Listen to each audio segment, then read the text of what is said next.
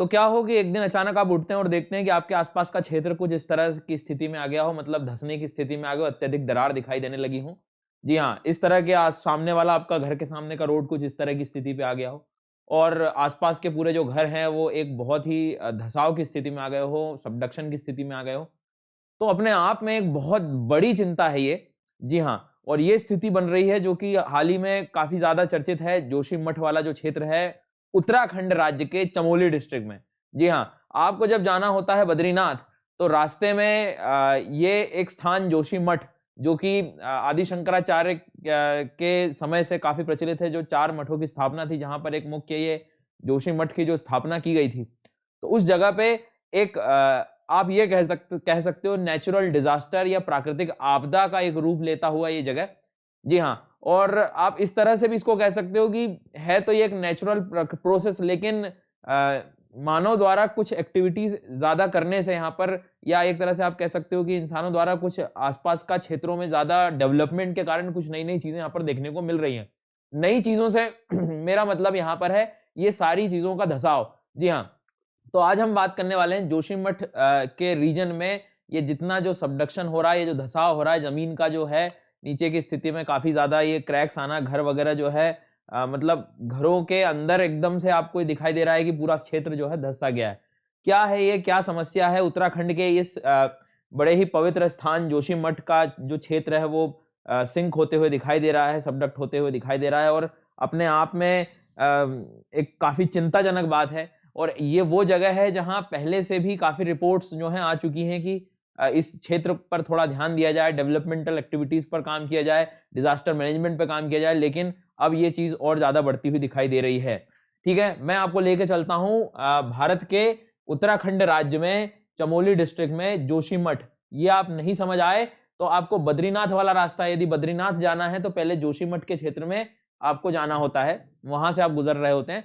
ये कंफ्यूज मत होना, नेशनल हाईवे के नाम से 58 प्रचलित है, लेकिन नहीं sir, national highway authority of India की जो नई नंबरिंग सिस्टम है 58 नहीं मानिएगा, वो गलत हो जाएगा आपका आंसर। ध्यान रखना है ये जो है बहुत सारे अलग अलग इसमें नेशनल हाईवे हैं। एक NH ज्यादा लिखना हो तो NH7 को आप ले जाना, नया नंबर थोड़ा चेंज हो गया नंबरिंग सिस्टम, ध्यान रखना। 58 वगैरह यहाँ वहां से कहीं नोट्स बनाए हो तो थोड़ा ध्यान रखना, 58 काट देना। नया जो नेशनल हाईवे की नंबरिंग सिस्टम है उसके अकॉर्डिंग यहाँ हाईवे जो है वो दूसरा है, 7 को याद रख सकते हो आप। मैं बात कर रहा हूँ स्पेशली ये जोशीमठ वाला जो प्लेस है चमोली डिस्ट्रिक्ट में, इस जगह के बारे में। इसके नॉर्थ में ही हमें बद्रीनाथ जाना होता है, जैसे ये काफी पवित्र स्थान है, मैं पता है। अब यहाँ पर ये काफी प्लेस फेमस रहते हैं, जैसे ओली वाला रीजन जो रोपवे वगैरह ये न्यूज में था कि ये इसका यहाँ कंस्ट्रक्शन चल रहा है। ठीक है, तो ये जोशीमठ वगैरह क्षेत्र वैसे भी हम क्यों पढ़ते हैं, क्योंकि हमें मालूम है यहाँ पर जो है प्रयाग, जो प्रयाग नदियों का, जो गंगा नदी में हम लोग जनरली पढ़ते हैं जो भारत के पंच प्रयाग है, कि भाई विष्णु प्रयाग है, नंद प्रयाग है, कर्ण प्रयाग है, रुद्र प्रयाग है, देव प्रयाग है, जिसमें सबसे उत्तरी वाला जो विष्णु प्रयाग है, धौली गंगा और अलकनंदा जो मिल रही है नदी, वो ये क्षेत्र है सर जोशीमठ के नजदीक आपको देखने को मिलता है। तो अभी तक हम उस चीजों के लिए पढ़ रहे थे इसको, लेकिन अब एग्जाम पॉइंट ऑफ व्यू से सारी चीजें हम इसको डिस्कस करेंगे। मैं रीजन बताऊंगा आपको कि क्या कारण है, इसके साथ साथ डिजास्टर मैनेजमेंट लेवल तक भी हम जाएंगे कि किस हद तक चीजें आंसर राइटिंग वगैरह में चीजें आ सकती हैं। चमोली वही रीजन है जहां पर ऑलरेडी पहले भी 2021 में भी ये ट्रेजेडीज आपको देखने को मिली हैं। जी हाँ, जो नंदा देवी का जो क्षेत्र था उसका जो ग्लेशियल आउटबर्स्ट हुआ था उसके कारण भी जो है धौली गंगा जैसी नदियों में बाढ़ आ गई थी बहुत ज्यादा। तो पहले से ये क्षेत्र अपने आप में आपदा के नाम पे काफी ज्यादा समस्या में है सर। ठीक है, चैनल को सब्सक्राइब कर लीजिएगा यदि अभी तक नहीं किया हो तो। और भी बहुत सारे ऐसे प्लेसेस हैं, जैसे बद्रीनाथ टेम्पल हमें मालूम है, और हम नॉर्मली पढ़ते हैं कि और नॉर्थ में जाओगे तो कामेट क्षेत्र आ जाएगा, तो ये जोशीमठ वाला क्षेत्र है, ये नंदा देवी पर्वत इधर मिलेगा, चमोली रीजन यहाँ पर देखने को मिलेगा। ठीक है, तो बेसिक ज्ञान है आपको, ये शंकराचार्य वगैरह जी की जो मैंने आपको बताया कि कब ये एस्टेब्लिशमेंट हुआ था, ये सारी स्थिति जो है मैं बेसिक आपको बता रहा हूँ। इसको ज्योतिर्मठ भी कहा जाता है, जो मठ मैंने आपको बताया था। ठीक है, इसके साथ साथ बात है कि ये जो जोशीमठ की जो समस्या है क्या अभी हमें पता लगी है, तो नहीं, ऐसा कुछ नहीं है। जो 1976 के दौरान जो मिश्रा कमीशन जो बैठा हुआ था, मतलब उसी राज्य सरकार ने जो कमीशन के द्वारा एक कमीशन गठित किया गया था और उस पर बात की थी भाई इसको देखो समझो क्या चीज है ये, तो उसके आधार पर पहले से ही एक रिपोर्ट ऑलरेडी है। तो कल को हमारे लिए प्रीलिम्स एग्जामिनेशन में क्वेश्चन आ सकता है मिश्रा कमीशन किस चीज से रिलेटेड है। ठीक है, तो उन्होंने ये बताया भी था कि इस क्षेत्र में जो है वल्नरेबल है काफी ज्यादा, लैंडस्लाइड भूस्खलन को लेकर, हिमस्खलन को लेकर ये काफी ज्यादा समस्या वाला क्षेत्र है, पहले ही बता चुके थे ये। ठीक है, उसके बाद में धौली गंगा अलकनंदा रिवर का जो है पैटर्न वो मैंने अभी आपको बताया, जो कि आपको याद रखना है। हालांकि काफी ज्यादा समस्या में ये दिखाई दिया जब अनप्लान्ड वहां पर कंस्ट्रक्शन देखा गया, जब सर्वे किया गया उत्तराखंड सरकार से भी कुछ दिनों पहले। तो उत्तराखंड जो डिजास्टर मैनेजमेंट अथॉरिटी जो है अगस्त 2022 से ही यहाँ पर सर्वे चल रहा है और देख रहे हैं कि काफी ज्यादा कंस्ट्रक्शन एक्टिविटीज वगैरह के चलते ज्यादा समस्या इसमें आ गई थी। खैर ठीक है, कुछ बेसिक ज्ञान और अपने को जो है यहाँ पर याद रखना है। और भी इसके आसपास कुछ ऐसी नदियां जो शायद कभी पढ़ते नहीं हम लोग, लेकिन थोड़ा सा ध्यान रखना कि जैसे पाताल गंगा है, कर्मासनासा करके आपको देखने को मिलेगी इन क्षेत्रों में नदी है, बेलाकुची है, गरुड़ गंगा है सॉरी, उसके बाद में धकनाला करके, ये ऐसे कुछ ऐसे नाम आप लोग एटलीस्ट थोड़े से याद रखें कि इसी क्षेत्र से है। प्रीलिम्स रिलेटेड स्टेटमेंट आपको देखने को मिल जाएगा। बाकी तो आपको मालूम है कि अलकनंदा की कहानी जो है धौली गंगा वाली, और ये जो यहाँ पे विष्णुप्रयाग वगैरह का क्षेत्र बन रहा है, ये वो रीजन के बारे में बात थी। खैर अब हम लोग बात कर रहे हैं इस डायग्राम को देखते हुए कि सबसे बेसिक चीज की क्या कारण है, मतलब यहाँ पर ऐसे जो है ज्योग्राफिकल रीजन क्या है। तो ज्योग्राफिकल रीजन क्या है इस चीजों को धंसने का, तो एक तो पहले बेसिक हमें आइडिया होना चाहिए कि ये हमें मालूम है कि किस तरह से इंडिया की प्लेट आई। उसके बाद में 33 सी भी ऑलरेडी जो है अंदर जा चुका था। हिमालय का जो है अपलिफ्टमेंट शुरू होता है इंडियन प्लेट और यूरेशियन प्लेट के टकराने से। और आपको प्लीज सबको यहाँ ध्यान देना है, देखो ये वाले क्षेत्रों में गौर करना है, ठीक है। मैं फिर से बता रहा हूँ, देखो ये चीज आ रही है, ये ईयर आप देख सकते हो, पहले ज्वालामुखी थे अब नहीं है। तो ये फॉल्ट क्रिएट हो रहे हैं, देखो यहाँ पे ये लाइन ऑफ फॉल्ट क्रिएट हो रही है। जब कोई चीज फोल्डिंग में जाती है ये फॉल्ट्स क्रिएट हो रहे हैं। तो पर्वत तो उठ गया है, लेकिन ये फॉल्ट का भी जो है प्रोसेस यहाँ पर आपको देखने को मिलता है, ठीक है। तो अब ये फॉल्ट बन गया, मतलब कुछ इस तरह की स्थिति आ गई कि जब इंडियन प्लेट ने जब धक्का दिया उधर तो आपका तिब्बतन प्लेट्यू वगैरह, मतलब ये यूरेशियन प्लेट आ गई, तो बीच में ये फोल्डिंग आ गई, अपनी फोल्डिंग आ गई। मतलब आपको मालूम है कि ये गंगा के प्लेन हो गए, फिर ये शिवालिक की स्थिति हो गई, फिर ये आपका लेसर हिमालय हो गए, ये सबसे ऊंचे हिमालय हो गए पहले से ही जो है, और ये काराकोरम वगैरह के क्षेत्र। तो इनके बीच में जो है ये फॉल्ट रीजन है, ठीक है। अब फॉल्ट रीजन का मतलब ये होता है कि ये जब इस तरह से ये स्थिति बन रही थी, तो उठते समय सारा सेडिमेंट जब राइज किया, तो उस समय यहाँ पर लाइन ऑफ फॉल्ट्स डेवलप हो गए थे। लाइन ऑफ फॉल्ट क्या होता है कि जब दोनों क्षेत्रों से कोई चीज धक्का लगता है, कंप्रेशन फोर्स लगता है, संपीड़न बल लगता है, तो उस क्षेत्र पे जब अपलिफ्टमेंट हो रहा होता है, तो उनके बीच में ये line of faults, cracks develop हो जा रही होती हैं। फॉल्ट मतलब जहां पर सबसे ज्यादा फोर्स लगा है, जहां पर सबसे ज्यादा थ्रस्ट लगा है, उस जगह के बारे में बात कर रहा हूं मैं। तो ये जो हम लोग बात कर रहे हैं चमोली रीजन, ये इस मेन सेंट्रल थ्रस्ट वाले रीजन के आसपास है, जहां सबसे ज्यादा फोर्स लगा था ड्यूरिंग द हिमालय, ठीक है। ये बाउंड्री थ्रस्ट है, जी हाँ, और ये फ्रंटल थ्रस्ट रहेगा। तो बाउंड्री थ्रस्ट मतलब जो लेसर हिमालय और शिवालिक वगैरह के क्षेत्रों के आसपास मिल रहा है। जो हायर हिमालय था, जो हमारा ग्रेट हिमालय है, उन क्षेत्रों के आसपास जो मेन सेंट्रल सबसे ज्यादा जो फोर्स लगा है, ये जो फोर्स आप देख रहे हैं, ठीक है। तो यहां पर देखना कि ये लाइन ऑफ फॉल्ट डेवलप हो रहा है ना, तो ये फॉल्ट मतलब ये कमजोर जगह हो गई ऑलरेडी। अब जियोलॉजिकली हमें पता होता है, लेकिन भाई सेटलमेंट, लोगों का रहना, इन सब चीजों को कई बार हमें नहीं मालूम होता है कि यहाँ पे कोई लाइन ऑफ फॉल्ट अवेलेबल। तो यहाँ आप देख रहे हो कि ये जो प्रॉब्लम यहाँ पर खड़ी हो रही है, वो फॉल्ट वाली लाइन पर यहाँ पर स्थित है ये सब प्लेसेस। तो हमारा ये जो प्लेस है जो न्यूज में चल रहा है, वो मान के चलना कि ये जो मेन सेंट्रल थ्रस्ट वाला क्षेत्र है, जो ये हिमालय का जो ग्रेट हिमालय वाला क्षेत्र है, वहां पर आप एक तरह से कह सकते हो कि जो मेन सेंट्रल थ्रस्ट वाला रीजन है, उस रीजन में आपको नॉर्मली, मतलब यदि हम लोग ऑब्जर्व करें तो कंपेरेटिवली वहां पर काफी ज्यादा जो है ये थ्रस्ट के चलते हुए बहुत ही वल्नरेबल, मतलब बहुत कमजोर क्षेत्र है। ये कभी भी धस सकता है, कभी भी। अब धसने के कारण और भी हैं। तो अब पहली चीज तो आपको समझ आ गई कि ये फॉल्ट एरिया हो गया, ठीक है। मतलब हिमालय का वो जगह है जहां पे सबसे ज्यादा बल लगा हुआ है, पहली चीज।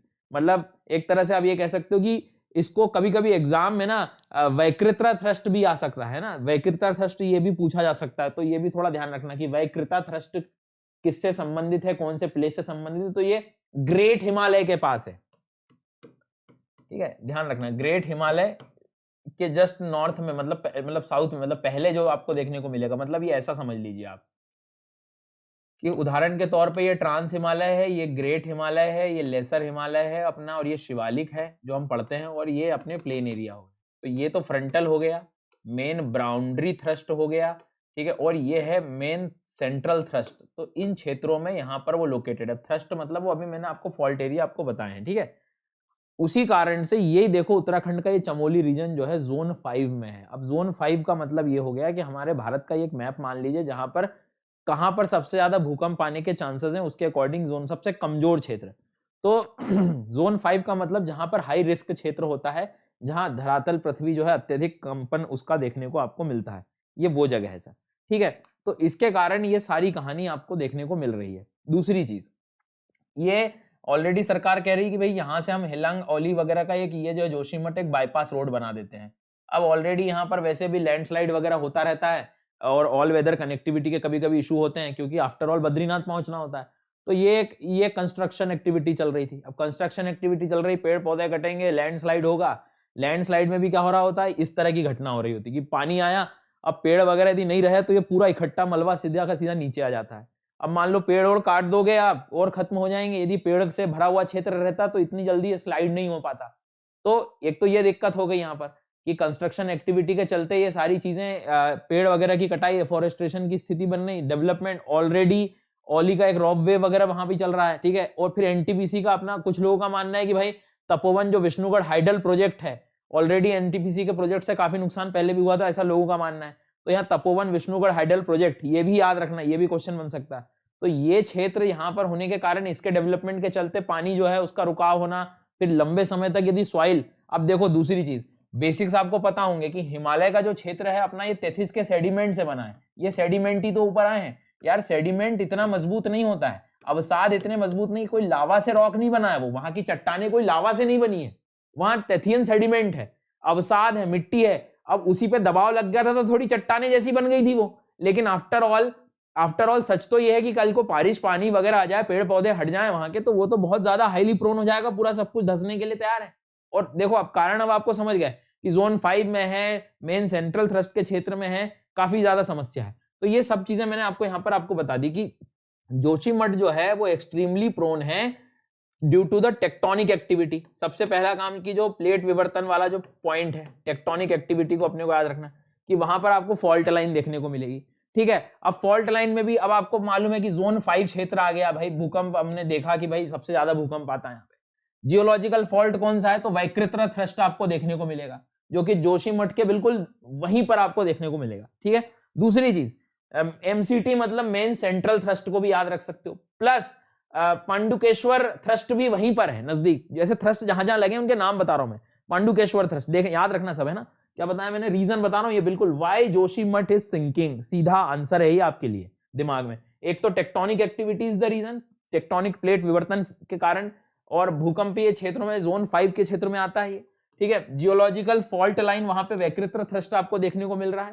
थ्रस्ट मतलब जो एक तरह से किसी चीज को धक्का जब आप लगा रहे होते हैं, जो बल है, जो संपीड़ित बल है, वो सबसे ज्यादा वहां पर देखने को मिल रहा है। और जो मध्य मुख्य जो सेंट्रल मध्य जो थ्रस्ट आपको देखने को मिल रहा है, पंडुकेश्वर थ्रस्ट, ये दो मेजर जियोलॉजिकल फॉल्ट है वहां पर मतलब वैसे एक्टिविटीज भूकंप की बनी रह रही है। ठीक है, इसके बाद ऑलरेडी हमने वार्निंग वहां की जो है पहले इग्नोर कर चुके हैं कि भैया यहाँ पर जब सबसे ज्यादा जो है धंसने के चांस है, लैंडस्लाइड है, लेकिन नहीं, वो चीजें जो है अब इग्नोर कर दी, कंस्ट्रक्शन शुरू हो गया है, तो अब इस तरह की स्थिति हमें देखने को मिल रही है। लोकल्स ऑफ जोशीमठ वो क्या कह रहे हैं कि भाई एनटीपीसी का जो तपोवन विष्णुगढ़ जो मैंने आपको हाइडल पावर प्रोजेक्ट बताया है वो रिस्पॉन्सिबल है। ठीक है, उसके बाद में यहाँ पर एक तो कुछ लोगों का ये भी मानना है कि कोई सीवेज वेस्ट वाटर डिस्पोजल की व्यवस्था भी नहीं है, मतलब कि पूरा पानी जो है प्रॉपर कहीं निकल जाए, पानी कहीं एकत्रित रहेगा, भरा रहेगा, तो वो फिर मिट्टी से नीचे आके धंसने का काम करेगा। तो ये भी चीजें, और वैसे भी ये टूरिस्ट प्लेस है, मतलब पिलग्रिमेज लोग आ रहे होते हैं, तो मतलब तीर्थ स्थान है, तो लोगों की वैसी जनसंख्या काफी ज्यादा बड़ी रहती है। तो ये एक चीज हो गई, ये मतलब मेन कारण हो गए। अब कोई सरकार अभी फिलहाल कुछ कर रही है क्या, तो जो बॉर्डर रोड ऑर्गेनाइजेशन के द्वारा जो कुछ काम किया जा रहा है, या जो तपोवन विष्णुगढ़ जो हाइडल प्रोजेक्ट है, इस पे बिल्कुल इसके कंस्ट्रक्शन पे लेकर इन्होंने रोक लगा दी है। ठीक है, जो ओली रोप वे है उस पर भी इन्होंने जो है बिल्कुल रोक लगा दी कि अब कोई यहाँ पर कोई कंस्ट्रक्शन काम बिल्कुल भी नहीं होगा। एनटीपीसी हिंदुस्तान कंस्ट्रक्शन कंपनी के द्वारा 2000 फैब्रिकेटेड हाउस भी वगैरह बनाए हैं, ताकि जो है वहां की अफेक्टेड फैमिलीज हैं, तो ये केस स्टडी में आपको काम आ जाएगा कि भाई ऐसा कुछ भी मतलब कर सकते हैं ड्यूरिंग द डिजास्टर, क्योंकि जब डिजास्टर आ रहा होता है उसी समय आप जनरली ये सब चीजों को देख सकते हैं। उसके बाद में जो है पहले भी यदि हम लोग देखें तो सेंट्रल गवर्नमेंट ने जो है अभी भी मतलब एक पैनल बनाया हुआ है कि इस तरह की जो जोशीमठ में जो स्थिति दिखाई दे रही है उसका कुछ इलाज है, तो इस चीज को जरा देखिए, ऑब्जर्व करिए। इसके बाद में प्रॉपर मिनिस्ट्री ऑफ जल शक्ति, ठीक है, पहली चीज। इसके बाद में मंत्रालय environment and forest, central water commission, geological survey of India, national mission for clean Ganga, ये सारे इन लोगों ने एक रैपिड स्टडी और एग्जामिनेशन किया है, उस क्षेत्र को देखा है ऐसा क्यों हो रहा है, ताकि हम उस पर एक्शन ले सकें। तो ये बॉडीज का भी रोल रखना है, इनका भी कभी ड्यूरिंग डिजास्टर जो है, जब डिजास्टर मैनेजमेंट के जब आंसर राइटिंग हम लोग करते हैं तो इनका सबका रोल शुरू हो जाता है। मतलब ये सब एक तरह से एकत्रित हो जाते हैं ताकि थोड़ा एक्शनेबल चीजें तेज हो पाए। ठीक है, उसके बाद में सारी चीजें जो ह्यूमन सेटलमेंट्स को लेकर है, जो समस्या को लेकर है, उन सब चीजों को जो है हम लोगों को ध्यान रखेंगे। ये सब बातें हुई। अब ये तो आपको मैंने रीजन भी बता दिया, जियोलॉजिकल रीजन भी बता दिया, जोन 5 की कंडीशन, ये सारे जो पांचों रीजन थे 6-7 सब बता दिए मैंने। ठीक है, अब इसको यदि थोड़ा आंसर राइटिंग की तरफ ले जाएं तो मतलब एज अ ओवरऑल लैंडस्लाइड से रिलेटेड वो बात करें, एवलांस जब कहीं कोई नीचे नीचे चीजें आने लगती तब क्या आप आंसर लिख सकते हैं। तो आप हमेशा पेड़ नहीं लगा सकते, थोड़े लिखने के तरीके होने चाहिए कि भाई planting the avalanche prevention forest, कि जो भूस्खलन हो रहा है या हिमस्खलन हो रहा है उन क्षेत्रों में वन रोपण की एक स्थिति। टेरेस्ड फार्मिंग की ओर हमें बढ़ावा दें, इनफैक्ट ऑफ जो शिफ्टिंग कल्टीवेशन होता है तो स्टेप्ड टेरेसेस काम आ सकते हैं यहाँ पे। एवलांस कंट्रोल फेंस, ये फेंसिंग आपको दिखाई दे रही होगी, ये पिलर्स लगा के हम उस समय जो एवलांस है या कोई भी चीज आ रही हो तो उसको रोक सकते हैं। देखो ये चीजें लिखनी पड़ सकती हैं आपको मेंस आंसर राइटिंग में, ध्यान रखना। ठीक है, एक तरह से ये फेंसेस ऐसे भी बना सकते हैं जो सस्पेंडेड हैं, जो मतलब कहीं जहां पर ये पिलर्स पॉसिबल नहीं है लगाना। ठीक है, स्नो कॉर्नाइज कंट्रोल स्ट्रक्चर्स, इस तरह के कुछ स्ट्रक्चर्स आपको देखने को मिले। मतलब ये स्ट्रक्चरल मेजर्स, भाई कुछ टेक्निकल चीजें भी लिखनी पड़ेंगी, हमेशा सरकार का ही रोल नहीं लिख पाएंगे। एनडीएमए की कोई गाइडलाइन है क्या, नेशनल डिजास्टर मैनेजमेंट अथॉरिटी? जी हाँ, तो जैसे हिंदी में भी मैं आपको बता दूं कि जो भूस्खलन की जो हमारी सूची है, कहां पर है, कहां भूस्खलन होता है, ये सब बारे में हमें पता होना चाहिए कि चीजें।